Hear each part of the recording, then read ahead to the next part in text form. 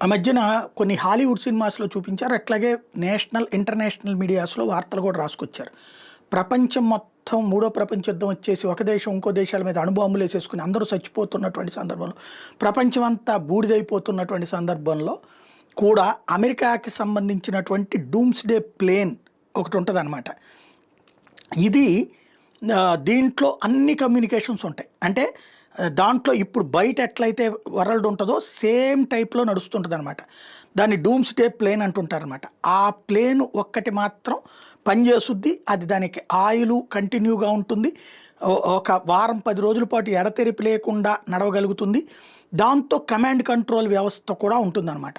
దాని ద్వారా కూడా యుద్ధం కూడా కొనసాగించొచ్చు. ప్లస్ అది బాంబులకి గానీ, అణుబాంబులకు కూడా పేలదు. అట్లాంటి డూమ్స్‌డే ప్లేన్ అమెరికా దగ్గరుంది. అది ఇప్పుడు అకస్మాత్తుగా ఎగిరింది. నిన్న ప్రజలందరూ చూశారు. దాన్ని విజువలైజేషన్ కూడా జరిగింది. చాలామంది సోషల్ మీడియాలో కూడా పోస్టులు పెట్టారు.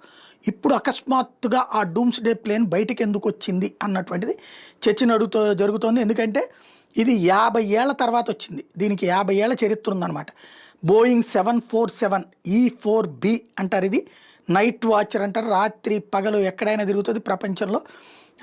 ఇది తాజాగా గురువారం నాడు సాయంత్రం పూటన కనిపించడంతో ఏం జరుగుతోంది, ఒకవేళ ఏమన్నా ఇరాను, రష్యా వీళ్ళందరూ ఏమన్నా దాడులు చేస్తారన్నటువంటి భయంతో, అణుయుద్ధం జరుగుతుందన్నటువంటి భయంతో ఏమన్నా ముందుగా అసలు ఇది పనిచేస్తుందో లేదో చెక్ చేయడానికి ఏమన్నా ఈ డూమ్స్‌డే ప్లేన్ జరిగిందా అన్నటువంటి చర్చ నడుస్తోంది.